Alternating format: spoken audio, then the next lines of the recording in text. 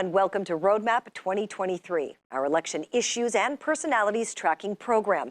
I'm Susan Ilian, sitting in for Ladia Kiradolu-Ale on this edition. Now, my guest says he has never and will never be interested in partisan politics, in spite of having been wooed severally to join the fray. My guest also says he is both for and against same-religion presidential ticket. Roadmap 2023 talks to the Catholic Bishop of Sokoto Diocese, Dr. Matthew Hassan Kukah. Your Lord, thank you very much for having this sit down with us, especially during this critical time. Thank you very much. Thank you.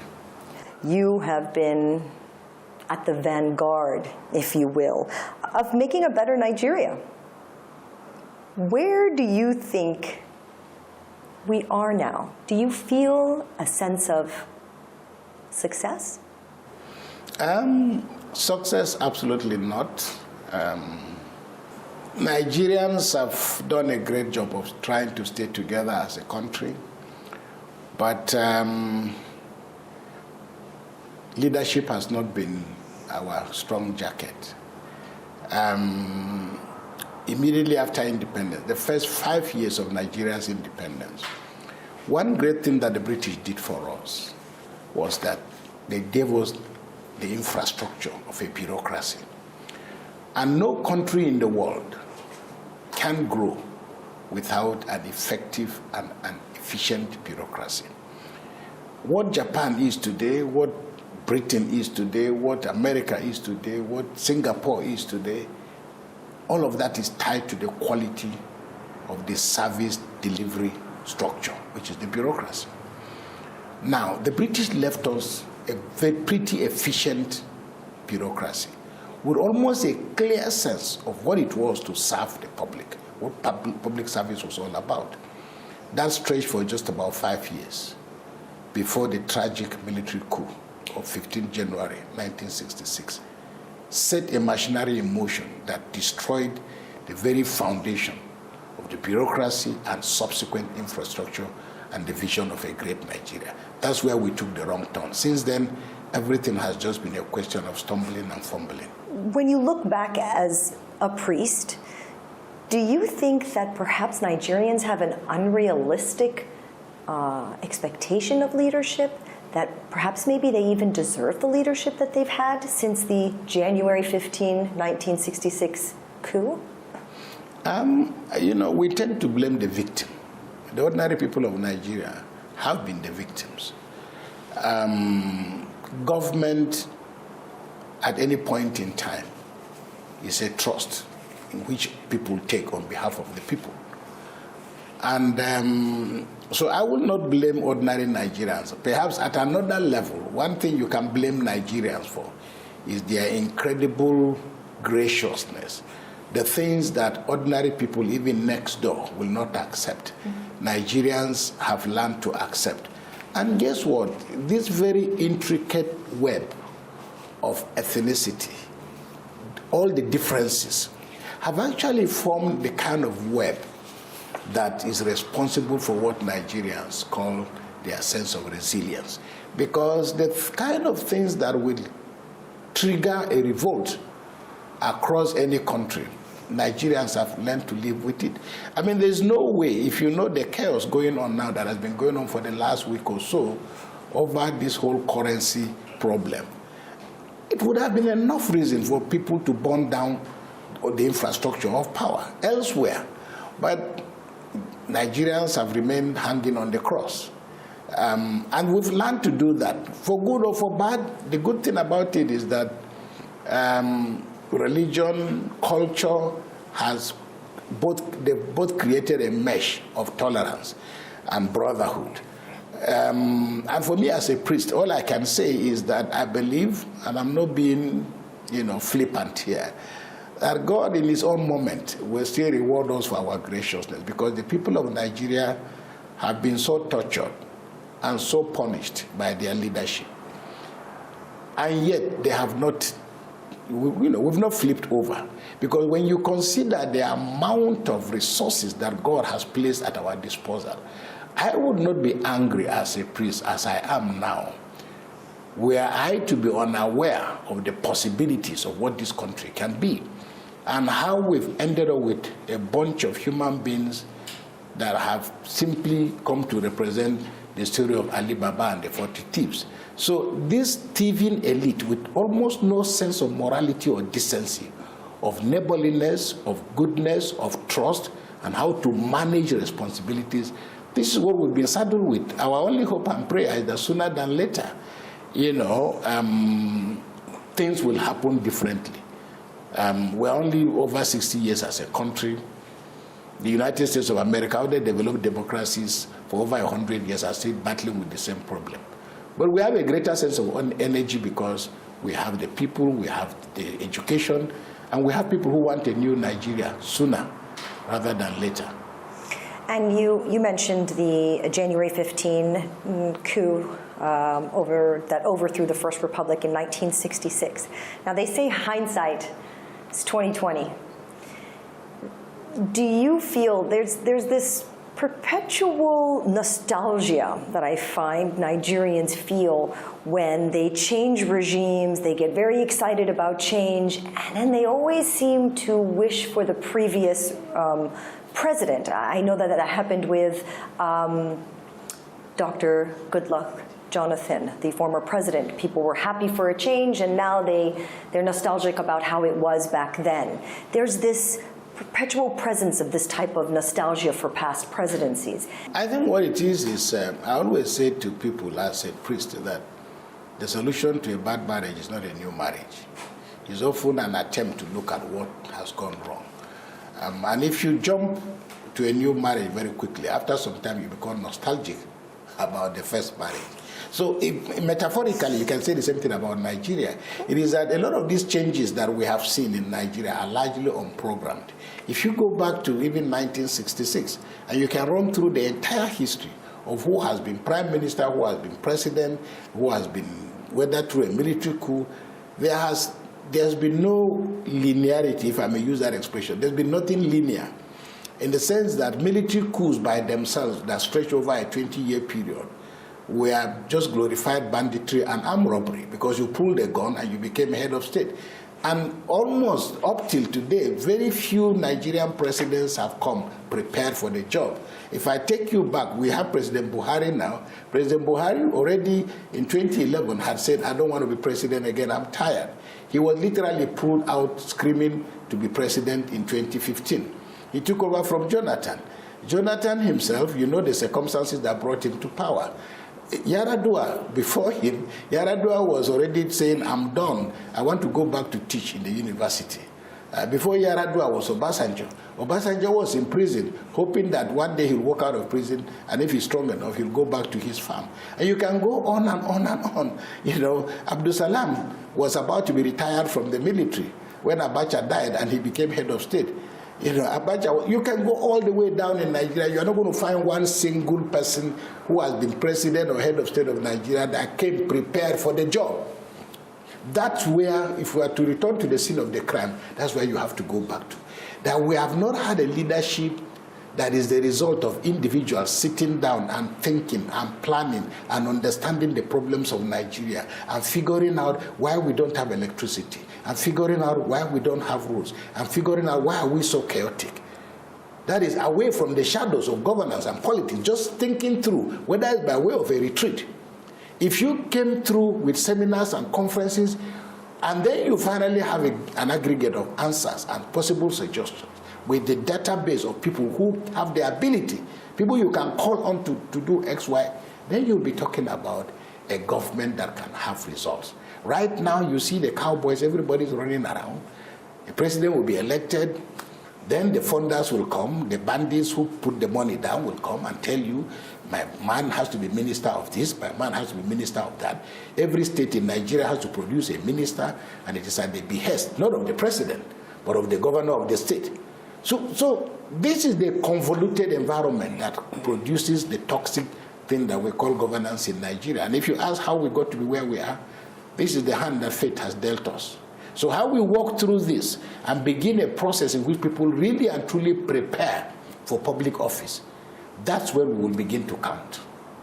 As opposed to presidency by default. presidency, I call it presidency by, by parachutes. People just come from, wherever. And that's why there are other ideological questions as to whether this 4x2, that is 4 years and 4 years, is what is going to work for us. We don't know. But the truth of the matter is that the average person is going to spend hundreds of billions of naira to get into power. It's not their own money. They would have taken money from left, right, and center. And then the first 2 years they have to spend paying, making sure that those who funded them get back their money. Then by the third year, they have to start stealing money in order to be able to contest the next elections. And then by the time they contest the next elections, they're going to start stealing money to make sure that their man succeeds them. This is the kind of situation that we have on the ground. Now, how we're going to work out of it is a matter of a little bit of political science, but also people beginning to think a little bit more clearly about options. And we are seeing a lot of that beginning to coalesce with the energy of the young people who are now not looking at an opportunity that governance simply means stealing money for myself, my children, and my family, and so on and so forth. This blind appropriation, this immoral, irresponsible instincts of acquisition, that we're gradually seeing a slightly different template. It's not an open door yet, but younger people, they bring in their energy and are carrying perhaps less burden than their predecessors. Then we can begin to make choices that are based on people willing to volunteer, people willing to sacrifice, people willing to invest on integrity, people who are also asking questions and saying, why are you at the door? Can you tell us what we can see from the antecedents that suggests to us that if you became our president, we will be better off? Those are the critical questions that we never really were asking before, because we had leaders being imposed on us. We are not out of that yet, but my argument is that in the next 2 or 3 or so elections, and with improvement in the electoral system, we probably will get to a point in which we can elect people we are convinced need to be, at the seat of government. I want to ask you your view of the upcoming elections, but from 2 perspectives. One as the convener of the National Peace Committee, someone who's really pioneered nonviolent behavior. How has that affected the mudslinging in this campaign right now? And the second is from your personal position as a cleric. What are your congregates saying? Are they invested? Have they collected their PVCs? Are they going to vote? What are their fears, if any? Well, let's start from from the end of your question as to whether ordinary people have, whether they've collected their PVCs. Actually, we should be looking at elite irresponsibility, which is what is responsible for the problems we have. Because the elites who are asking these questions are not going to be the ones who will go out to vote. The elites don't go out in the rain. The elites don't go out when the sun is hot. The elites have certain behaviors. They might be sitting down on Saturday morning watching Tiger Woods, or they might be sitting down just watching football. They are averse to risk. The ordinary people you are harassing as to whether they've collected their PVCs, thank you, they did that long time ago. The challenge and the question is that this system has never always rewarded them by their outcomes. Through the manipulation of the processes, through the anger that is generated from their investing emotionally and psychologically and physically and reaping absolutely nothing.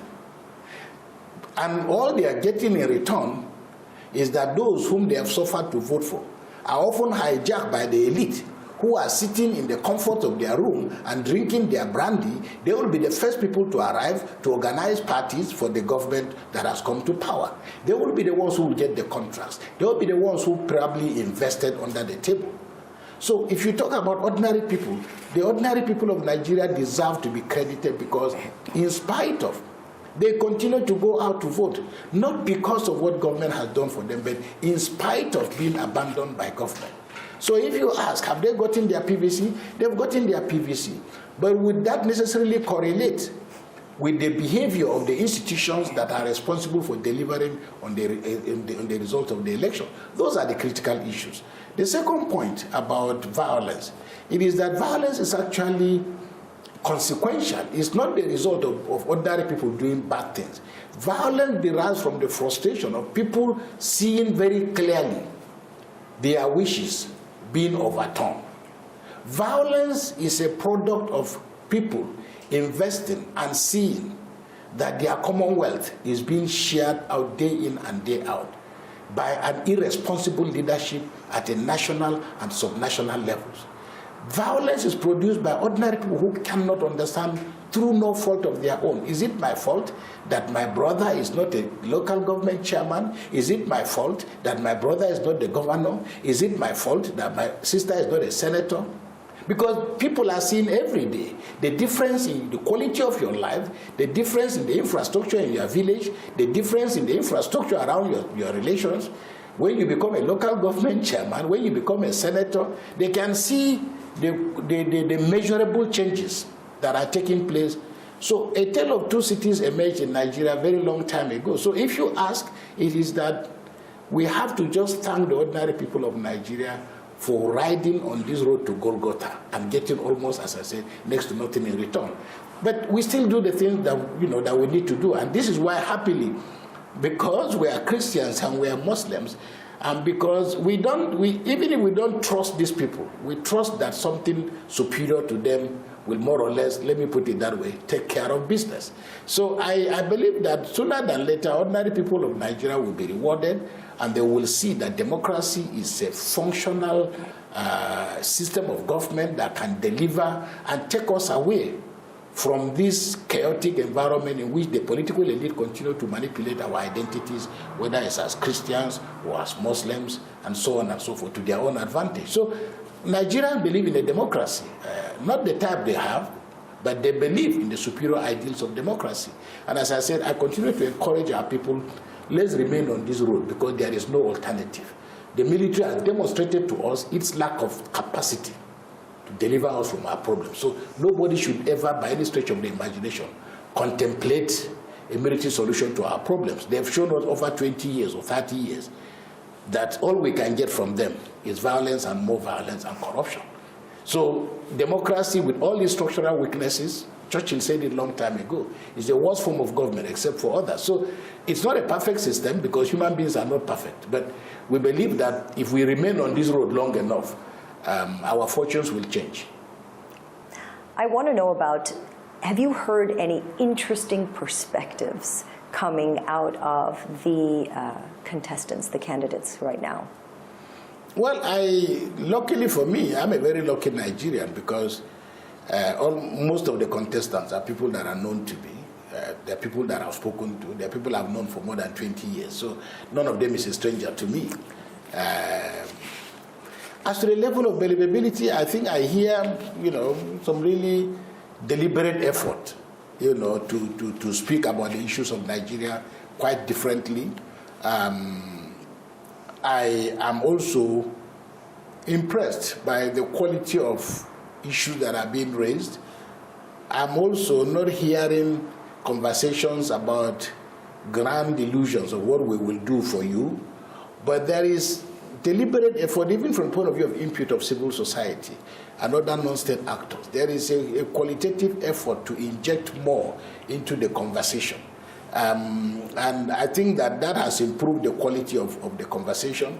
But I'm actually not even concerned about what we are hearing now. This is a period of courtship. Okay? It's courtship. Marriage will be after May 29 when a new president is elected. And it is then that we must do what we have never done in Nigeria. That is, develop the strategy and structures for expressing our anger. So we should keep records of all the promises these characters are making, because they are making promises they don't intend to keep. All right? They are making promises that if you let them, they will get away with them. So one of the things that we haven't done in Nigerian democracy effectively and efficiently is to find a way of channeling our anger and insisting that this nonsense cannot continue. So if Peter Obi is elected president, if Bola Tinubu is elected president, if Kwankwaso, if he's still in the race, is elected president, if Atiku is elected president, anybody who is elected president, we must have the capacity to say, this is not a friendship club. Can you deliver on this, that, and the other? So the lack of engagement in Nigeria after election is what has brought us to where we are. We wait for the National Assembly to decide whether they're going to impeach a president or they will not impeach, whether they're going to impeach a governor or they won't impeach. Guess what? You can impeach on the streets. Okay, you can impeach on the streets. So Nigerians must learn vigorously how to confront the evil that stares us in the face. So for me, the promises they are making, these are the easy things, but we must be ready to take advantage of the promises they are making, and from May 30th, begin a process of engagement that forces the hands of those who have elected to fulfill their promises. To hold them accountable. Well, yes, to hold them accountable. To hold them accountable. But you know, when we use the words holding them accountable, many of us think about it in terms of financial accounts. Okay, I mean, accountability is not just about reeling out figures. You know, whenever on a good day, the media, all kinds of people can help you pretend that you've fulfilled what you've promised. But guess what? Accountability is not even about the roads you have constructed. It's not about you know, the things you have done. There are also other moral issues. Because if you have a situation where a man is making his children, his wives, his uncles, the contractors to execute these same projects, there are problems with that. So accountability is a much more broader way of looking at this whole system. But it's also about what most Nigerians are looking for. It's not jobs. Only 42 people are going to be ministers. All right? Only 36 people are going to be governors. Only one person is going to be president. What happened to the rest of us? We just want you to create a condition in which if a woman is by the road, by the side of the road, and all she's doing is just frying akara and selling, that she can do that with dignity and undisturbed. So there is a dysfunctional approach to development in Africa and in Nigeria, in part because the oil wells are there. People are just fetching the oil. They've been fetching it for 60-something years. All that a president of Nigeria does, or the governors do. Why will anybody not want to be president? People complain, why is politics violent in Nigeria? Politics must be violent in Nigeria. There's nowhere in the world where you can govern so irresponsibly and get away with it like Nigeria. Like a man comes at the end of a month, a governor has planted a commissioner who may be his relation or his boy. He comes at the end of the month, collects a check, 50 billion, 60 billion. The people don't see the money. Nobody knows where the money is kept. It is spent on their behalf. How it is spent, we don't know. We don't have a right to ask questions. You're president of Nigeria. You can make an individual a billionaire in a question of hours and minutes. You can't get away with any of this anywhere. We are hearing other things happening in other climes. So this is where perhaps the uncompleted text about changing color of money and making cash less is the right way. We may not be there yet, but I can see where these guys are going. Because until you take hard cash off the table, you're not going to begin to deal. Of course, criminality will continue in cyberspace and all that, but still, it will not be as vulgar as the kind of things we have in Nigeria. So there are changes need to be happening in other departments, you know, and this is why if you create an environment where young engineers, where young people who are roaring to go can have the space, because the beauty of democracy is that the frontiers of freedom are unlimited. Tyranny and dictatorship circumscribes your freedom. And freedom is not freedom to be responsible, but freedom to explore without anybody putting a check, you know, a wall in front of you. So for me, these are some of the issues. We are not expecting that the president of Nigeria will be just, you know, suddenly turn the corner. It's not going to happen. Presidents, governance is a way of holding together dreams and visions. And if they tell you today that, God forbid, Dangote has a serious headache, and that he's gone to London for, we'll be standing in bated breath, because Dangote is a fundamental part of the Nigerian economy. All right, in the same way that if they tell you that the ambulance is standing in the house of Mark Zuckerberg, hey, something will change. So the question is how to get our people to take their eyes away from that single door leading to a place called Aso Rock, to realize other windows that are around where people can function effectively and effectively. For me, this is the essence of governance. Could it be that Nigerians' expectations are unrealistic? No, the expectations are not unrealistic. But look, it's like, okay, imagine a brother of mine or somebody from my village arrives Abuja and he gets a job as a driver or as a houseboy or as a house girl, and he got a wife with 3 children. Maybe the master he is serving has got only a wife and a child, but he's got a wife and 3 children. Will his children be wrong to ask him, Daddy, why is our house not like the house of the master? Will they be wrong to ask, Daddy, why don't we have a car? Now, the point I'm making, you see, we shouldn't be focusing on what government can do. We should be focusing on how will government create an environment for me to be able to do what I need to do. And this is the point I'm making, that this endless look at one window simply increases the length and breadth of the corruption. Because the reason why everybody wants their friend or their uncle to be president, it is important to the Yorubas if a Yoruba man is president. It is important to the Igbos if an Igbo man is president. It is important to the Fulanis. The Fulani man is but guess what? A lot of these are just beyond the emotions. President Buhari has been president. It has not made that many Fulanis rich people.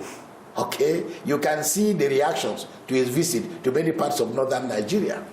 All right? I saw a video the other day of a man who, from Katsina, he's from a village in Katsina, who decided to call a party, and he slaughtered a ram. And he said that when Buhari was elected, he named his son Buhari, but he's now calling people back because of his disenchantment.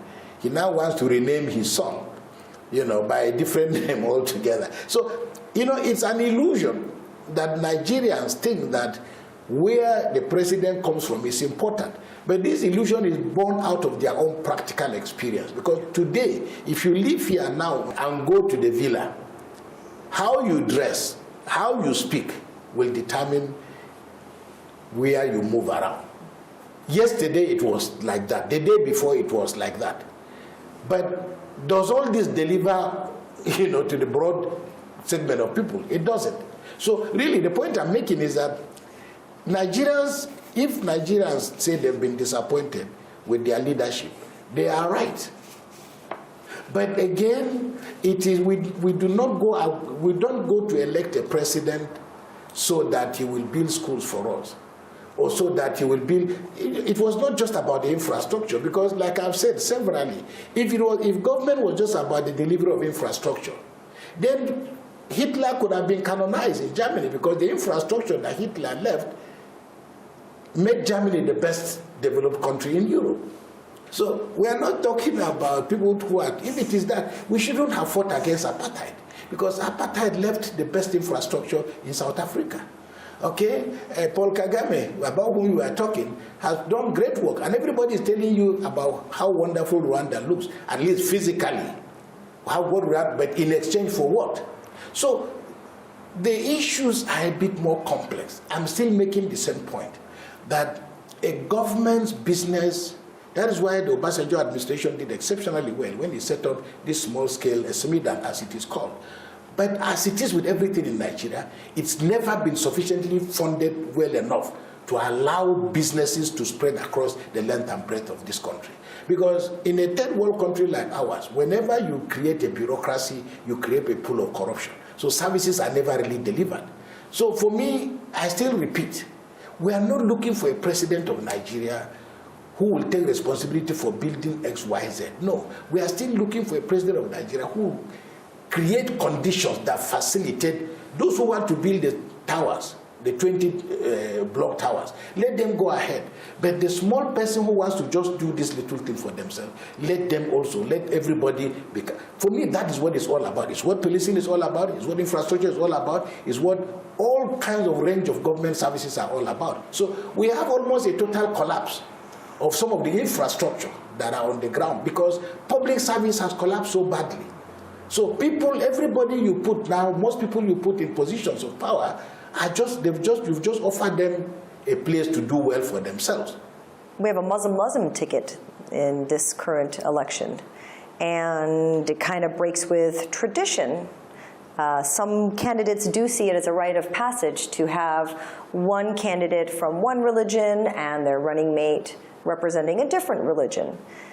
How does that translate into better roads, better health care? Why is it so important? I don't know it's important because we are Nigerians. First of all, the citizenship of the candidates is in suspended animation. It's as if, and it's a trade-off. Am I a Nigerian who happens to be a Muslim, or a Muslim who happens to be a Nigerian? Because, I mean, it's crazy, but that's the reality. And we are not now, people will be disappointed. A lot of people they keep saying to me, Bishop Kukah, tell us, where do you stand on this Muslim ticket? In fairness to the Christian community, in fairness, when Buhari came, December 31st, 1983, he took Tunde Ediabon, a Muslim from northern Nigeria. Let me use the word, the Christian community, we live with that. In fairness to, I'm a Christian and I come from northern Nigeria. If you're going to use that category of identity, we have sacrificed in measurable terms. Then we had the elections in 1993. What's his name? Abiola took Kingibe from Borno. We voted. Let's return to the scene of the crime. Why have Nigerians begun to feel that religion matters? Well, religion matters not because we thought it mattered, but this government in particular has made us become conscious of religion and religious identity. So let's not deceive ourselves. Are you going to tell me that I shouldn't be nervous? There is a saying in Hausa that if you've been burnt by fire, if you see ashes, you will run. So, Ahmed Dati, for example, I give you an example. He owns Bayes University. He's a Muslim. Dr. Dati calls me up one day, and he's always invited me to come for the convocation of his university. But one day he calls me up. He said, Bishop, I'm building a university in Kano. I would like you to give me the name of a priest, a Catholic priest, that I want on the board of trustees. He's a Muslim. I served for 6 years at the American University in Yola. Didn't Atiku know I was a bishop? So, you know, as I said, I feel sad that we have to make this case. But this government has so privileged Islamic identity and northern and regional identity. This is what has produced all this. And I worry because I cannot understand how President Buhari would have pretended or assumed that he didn't see this coming. Because he's complicit. Because as President of the Federal Republic of Nigeria and his government being in power, he cannot say that he was unaware. It will be a pity. Because I can give you one example. When there were so many people who wanted to be president, I went to President Obasanjo, as he then was, and I said, look, so many people are coming out to run for office. Why are you just letting things go? You know, we talked about it, but one thing I knew Obasanjo once mentioned in a conversation was, look, we need to create a sense of belonging across this country. And his argument, and that was the argument that brought Jonathan, was that if we move around, let every community get a sense that their man or their woman has been there. It will not solve all their problems, but will achieve an equilibrium, an emotional equilibrium, which people now say, okay, either our own son has been part of the bandit club, so we are no longer innocent. But at least let's create that impression. Now, if Buhari has run this government in a way, and I've been one of his critics, he publicly admitted that. Because I said, we've never had a situation in this country where you say the Senate president, the majority leader in the Senate, the Speaker, the Deputy Speaker, they are all Muslims and it doesn't matter to you. Or that the entire service chiefs, bar one, are all Muslims and people are stupid, we don't know what is happening, and that you've taken people out of retirement and given them the most critical positions in this country, and the way the shenanigans that went on in the Supreme Court. Are we stupid?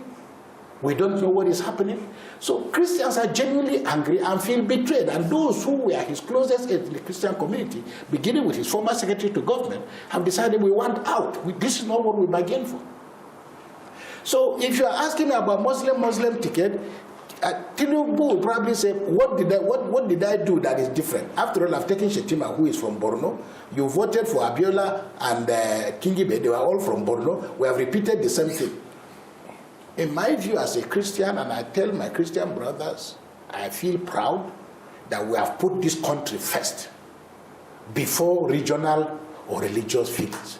And we must not feel inadequate or simply because we took this decision. It's a moral decision. I live in northern Nigeria. It is not enough that my northern brothers often tend to say, hey, but see the way that Buhari has treated us, we too have it. That's not the point. It's not the point. The point is, how do you spell equity? How do you spell fairness? So, if people are now saying Muslim ticket, it's not because Christians are hoping to get a better deal. I don't believe that if Asiwaju Tinubu and Shetima become president and vice president, the country will change in any dramatic way in favor of anybody. I believe that a lot of Christians will still do business and get business done. But where we are now, we are reaping the seeds that were sown in 2015 with the beginning of all this uneven, distorted, and in my view, a reprehensible way of managing diversity. This is why otherwise, identity politics is toxic if it's not well managed. And before now, we didn't really have a problem with all of this. So this is why you find people having this kind of emotional, but I don't want to get sucked into that because, one, I know better that in the final analysis, the government or the president of Nigeria who will do well for us will not be based on gender, will not be based on region, will not be based on religion. I know for sure that the earlier we bring closure to the ugly things that have happened in the last 8 years, the better it is for us in terms of building. But I can tell you, this government only made managing identity far more difficult and far more challenging, and that's what we are showing. So for me, the sentiments expressed, I'm saying two things, maybe I'm equivocating. They are valid, but they are also invalid. Valid because the condition has been created. Invalid because they are really never determinants of outcomes. But this is the hand that fate has dealt us. So I am convinced that Christians should do what Christians ought to do, vote in conscience, and that ethnicity and region, they are valid emotions, and ethnicity, they are valid emotions, but they may be sufficient, they may be necessary, but they are not a sufficient condition for determining how this country is going to go. You've been known to say that Nigerians are very religious, and it seems obvious that religion plays a big role in Nigerians' lives. Has it translated to a more just society, to a more caring culture in the country, this religiosity? I'm a student of religion. My PhD thesis was on religion and politics. And my brothers in northern Nigeria, when they don't want to listen to what I'm saying, they fall back to, you are attacking Islam. There's a difference between Islam and Muslims. Yeah. There's a difference between Christians and Christianity. Yes. My interest has been on Muslims, okay, and the manipulation of religion, and the immoral manipulation of religion for political ends. Because a lot of these characters, beyond using the religion as a vehicle to ascend to power, they couldn't be bothered. And that is the danger. It's a danger for the religion, whether it's Islam or Christianity, or whether it is ethnicity, because the instrumentality of any identity creates, that's the story of Rwanda, is the story of Germany, is the story of, these are not new things. Northerners must ask themselves, I say this openly, I'm a scholar. People must ask, does it make sense that, what does it say of Islam, that after all is said and done, we've become the most violent part of this country? How do you explain that? We have realized that going to bed with political power is a danger to faith. And any religion that cannot stand on its own Any religion that whets its appetite before the throne of power, it doesn't matter how friendly that president or governor may be, dilutes the religion and lays the foundation for the destruction of that religion. Because Christianity, religion was never meant to be, as I said, a vehicle for propelling. Of course, there have been Christian empires, Muslim empires, but how did they end? So those of my brothers and sisters across this country who are worried, because this feeds into whether a president is Christian or Muslim, because we are hoping that if a president is Christian, then more Christians will have opportunities, they will go to Jerusalem. If we have a Muslim, more Muslims will have all these opportunities. But by the way, I don't know how many of my Christian brothers know that it was actually General Abacha, a Muslim, who gave us the Christian Pilgrim's Board. But has it made us better people? No. This is what I call, the pilgrimage is what I call the bureaucratization and subordination of religion by the powers of the state. So the presidents and the governors are just, and I've heard this, people just, we are sending you to Mecca, to Jerusalem, go and pray for us. This leads into my next question. Some states are secular, yet here the government sponsors pilgrimages. The children in school do opening and closing prayers. There are blessings and endorsements by religious leaders towards politicians.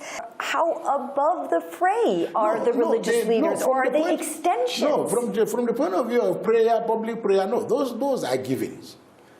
In terms of those are givings, I'm talking about what I call the instrumentalization. That is when this identity, whether religion or ethnicity or region, becomes an instrument. There is a difference between secularism of the state and the secularity of the state. Secularism is when you decide that you don't want to have anything to do with religion at all, at all. The Soviet Union tried it, it collapsed. China has tried it, it's really not working. They're just using all kinds of means of brutality to hold it down. So you cannot, if you are in school, that doesn't mean, but there are other things that even, I don't know whether they should be part of our conversation, but it is that every school, for example, and I've had to approach government for this, the federal universities and federal institutions, even state institutions, where people congregate, it ought to be, because in our constitution, the law, that people, Catholics, Protestants, Muslims, whatever, people should be able to provide places for their prayer should be provided. Whether they are built by the university or built by themselves, that's a different thing altogether. Now, it is different from, because when you instrumentalize religion, it becomes the basis by which certain favors come to you. All right? Is that what's happening right now? Well, no. So what I'm saying, what I'm saying in effect is that that is religion as a default. Right. Okay? And it's religion at the realm of politics. And that kind of religion, when you, like somebody said, you cannot go to a party organized by cannibals. You show up there and then you say you don't eat human flesh. Okay? It doesn't work that way. If you politicize religion by getting into politics and getting into a political fray, then you face the contamination. So I'm saying that, and I can use myself as an example, not because, despite my own imperfections, I've mixed with all kinds of people, from top to bottom. People have offered to me, so you should come and be a senator. Can you imagine yourself as a Senate president? And one day, President Obasanjo and I were chatting, and we always talk, and he said something to me about, I've forgotten, it was about being president. I was in the villa, and I was having a cup of coffee, and he appeared, and he said, how would you be drinking coffee in my place without, and I'm the president. I said, sir, this is our public house, it's not for you. You just happen to be here. I could be here tomorrow. He said, okay, would you like to be president? I said, no. If you offer presidency of Nigeria to me, I will sue you for defamation. Because my priesthood, no. What am I doing with presidency of Nigeria? People have said to me, come and be governor, we will pay. But I'm like, this priesthood is so dear to me, I cannot trade it for anything in the world. Because I'm looking for what? If it is as a result of trying to do good, it's an illusion, because I've studied enough politics and religion to know that were I to go and become governor or president today. Okay, so people gather, and the first appointments we are making, and I'm saying, look, we will make sure that we're not going to have to give out contracts. This is how we're going to spend money so that ordinary people, the first thing they will tell me is, Bishop, this is not church, this is politics. We are in politics, not Catholic Church. So this is how it is done. And they will be right because it has its own rhythm. In the same way that, so the point I'm making, if you carry religion to the marketplace, it will come with consequences. And the Catholic Church perhaps has defined this the best, not because we are the best. The boundaries of separation are pretty clear. And the code of canon law which regulates our lives and the life of the church is clear. If I decide today I'm free as a citizen of the Federal Republic of Nigeria to go and pick a ticket and say I want to be governor or I want to be president. Nobody will take me to prison. Nobody will quarrel with me. However, the day I collect a ticket that I'm going to run under APC, PDP, RRP, SDP, or whatever it is, the Catholic Church will walk to my door and say to me, can you please hand us the keys of the bishop's house in the Diocese of Sokoto and take a walk? Because now I'm a member of a political party. I can no longer, because I can't enter the Cathedral of Sokoto. I can only enter because I'm the Bishop of Sokoto. I can only enter because the Pope, because when you are being ordained as a bishop, even in the ceremony, they will ask you, okay, Bishop, so you've been, how do we know that you are not a fraud? The part of the ceremony is a letter will be read from the Pope saying, this is what has happened. We have appointed Matthew Hassan Kukah to become the bishop. So the Pope will say, give us back our letter, carry your things, the things that belong to you, pack them, and leave the house. If I enter the cathedral, I can enter to worship, but I cannot climb the altar. But nobody will take me to court for exercising my right as a citizen. So I'm a citizen of two worlds, but I must understand the sharpness of those boundaries. So my responsibility and the way the Catholic Church teaches us is that we can encourage our people, indoctrinate, teach them the doctrines of managing the public good, and then send them out into public life. Our responsibility is different. Now, I can't speak for the Pentecostal pastors. There are one or two Pentecostal pastors who have run for election. One or two of them who have prophesied that they will be president. They are still in their churches because they didn't make it. But because their churches are their enterprises, they can keep the key, come back and pick it up. I can't do that as a bishop or as a priest of the Catholic Church. That's how our rules and regulations are. And that's our program for today. We would, of course, love to hear from you on the conversation. Our social media handles are right there on your screen. You can also listen to this and previous episodes of the program via our podcast. Please visit our website, channelstv.com, to get started. I'm Susan Ilian. Goodbye.